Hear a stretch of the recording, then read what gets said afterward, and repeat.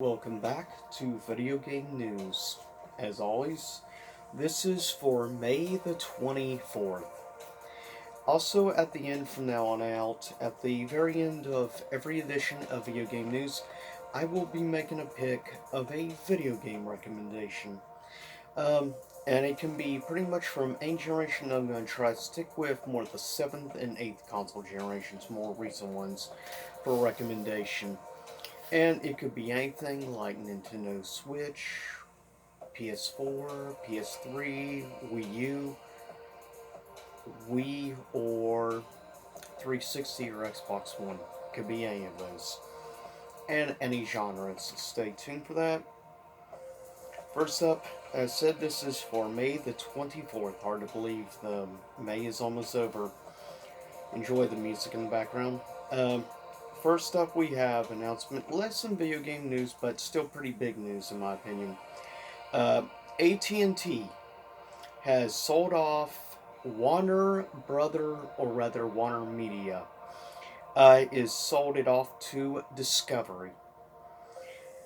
Which I was surprised to hear about this, especially I didn't realize how big Discovery was. One, its streaming service, Discovery Plus, is doing very well, especially in the international market. Two, Discovery is a juggernaut network, which I did not realize. I only knew about it here in the US, but apparently it is huge in Europe and in other countries around the world, other parts. But it was sold to Discovery for an estimated $43 billion. And Warner Brothers and Discovery will merge and create a brand new company. Now, the way the deals worked out, the investors and stuff in Discovery would control, I believe it was like 21% of all stock will be held by those current shareholders. The other 79% of stock and stuff will be controlled by Warner Media shareholders, as well as, I guess, people connected with AT&T as well. So that's going to be interesting to see what comes out of the merger of Warner Media and Discovery combined together. Also in news, we have Netflix Eyes video game expansion, according to new report. They want to apparently add more like properties, do more like video game based shows, movies, and things like that, and get more, I guess, influential in video games in general. I can see why Netflix might want to diversify investments.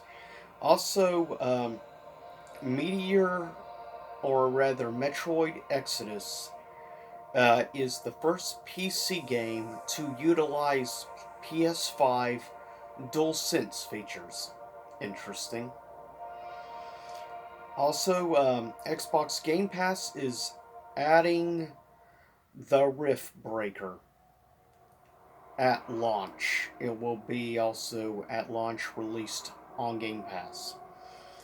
Also, Mass Effect is crossing over with No Man's Sky, which sounds actually quite interesting to be honest. Definitely different. I'll be curious to see what comes out of this crossover between. Never was, never really got into Mass Effect, but I am a fan of No Man's Sky, so I am kind of curious. Also, Overwatch 2 drops. Standard VP, or rather PvP, count to 5v5. Also, a new Ratchet and Clank trailer dropped over the past week. Rift Apart trailer, which is more about planet or exploration, to see more of the construction design of like basically level structure and see different elements of more how the game is going to play and overall layout, which looks interesting. Also, new Time Splitters game officially apparently confirmed by devs. I will be curious about this. It's been a very long time since I've played Time Splitters. I mean, we're talking like almost 20 years ago. It's been a very long time since I've played the game. Also announced there's going to be a joint press conference or event for E3 this year. It's going to be a joint thing between Xbox and Bethesda together now. No surprise given, well, now that Bethesda is owned by Xbox. Maybe we won't have to see Todd Howard anymore. Instead, we'll just have Phil Spencer. Hopefully, because I'll be honest, I much prefer Phil Spencer over Todd Howard. Also, Injustice animated movie has been confirmed by Warner Brothers.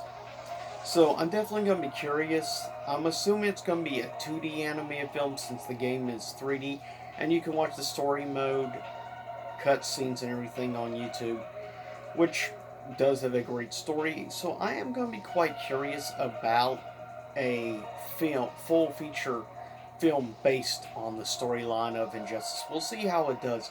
If it can do a justice to the original story and everything done by, of course, NetherRealm. Also, uh, The Legend of Zelda Skyward Sword HD has locks fast travel behind a stupid new amiibo coming out, which I believe it's gonna be releasing for $22.99. I'll say $23 for the amiibo, but that is gonna be the only way you can fast travel in the HD. Leave it to Nintendo. As much as I love Nintendo, leave it to Nintendo to have to do some stupid gimmick. I wish Nintendo would get off the whole gimmick bandwagon already.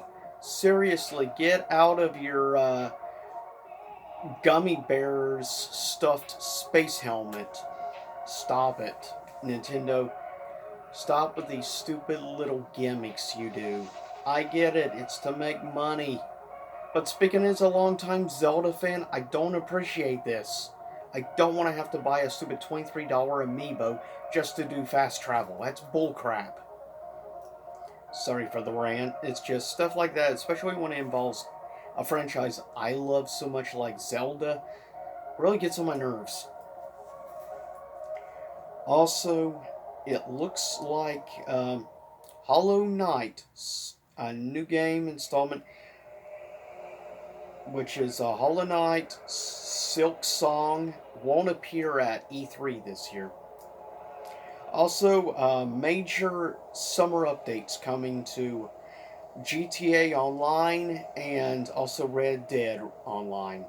So, for you Rockstar fans out there that like to play these games online, there's huge updates coming. Also, a couple of deals going on in the eShop at the moment. MK11, $20.99. Not a very good deal. Lego Worlds for $7.49. Basically, it's Lego's answer to Minecraft. Also, you have Lego Jurassic Park for $12.49. Lego City Undercover for $7.99. My Hero 1's Justice 2 for $31.99. God Eater 3 for $19.99. I played God Eater Burst and also God Eater 2. They're pretty good games. If you like the Monster Hunter style games, you'll probably enjoy the God Eater series. Also, Digimon Story Cyber Sleuth for $25.99. Also, here's some new upcoming games to the eShop over a period of time. We have being released June the 11th, Game Builder Garage, which looks interesting. If you like creative games and stuff, you might want to check into this game. Also coming out June the 25th is Mario Golf Super Rush. Of course, coming out July the 16th is going to be Skyward Sword HD. Coming out June the 4th is DC Superhero Girls Teen Power. Getting released in late this year will be Pokemon Shining Pearl and Brilliant Diamond. Don't know what's with those names, but I will say I will end up probably getting one of those. Knowing anything, I'll probably be going with probably Diamond. But also coming in early 2022, you have two big games. Game which I'm looking more forward to, the new Pokemon Legends game, which looks awesome. More or less a actual free open world type Pokemon game. This is a franchise that I feel is one that could definitely is perfect for an open world type aesthetic, in my opinion. Also, Splatoon 3. I have Splatoon 1, but I have yet to actually play Splatoon. Though it does definitely have a very loyal, hardcore fan base, I've noticed. Also, a few other big things. Quickly mention in movie news, in the newest Mortal Kombat movie, this past weekend is currently dropped to seventh place in the box office. It made $935,000 over the past weekend. Total now that brings MK 2021 to domestically $41,239,383, making up 51.7% of its box office. Worldwide, it's made $79,739,383. Also, a couple of scores from Metacritic. Some of these games aren't out yet, released tomorrow, others are out. First up, coming out tomorrow, which I have pre ordered through Amazon, Shin Megami Tensei 3, the special HD remaster. PS4 version has a 77% among critics. No audience score yet, of course. PC version has a 78% critic score. Switch version has an 82% critic score. Also, we have the newest sequel of Subnautica, Subnautica Below Zero. PS5 version, 80% critic, 6.1 user. PS4 has no score at all. Switch has a 79% user, but no, or has 79% critic, but no user score yet. PC, 82% critic, 6.8 user. Xbox One has no score. Series X has the best. Series X has a 84% critic score and a 9.0 out of 10 user score. So given it has a 9 out of 10, that's very good. Also, Capcom Arcade Stadium, which comes out tomorrow. Um, PS4 version, 79% critic, no user. PC, question mark, because nothing out yet. Switch has an 80% critic at 8.1 user. Xbox One also does not. So with that said, that's it for regular video game news and my video game recommendation. First installment is, well, it can be for the Switch for anything, but I do recommend for the Switch a great indie game. My first recommendation of this is called Cave Story Plus. It is a great indie game from quite a few years ago now, but this is a much improved version over the original version of Cave Story. You can get this for a very reasonable price. I picked this up physically. I picked this up though on clearance at my local Walmart. I found it on clearance for $15, which was half off the original price. Yeah, you can probably find this game easily $20 or less. I would say pre-owned or digital, you shouldn't have a problem finding it on sale. But it is definitely a game if you like 2D platforming indie games that aren't though quite what they seem.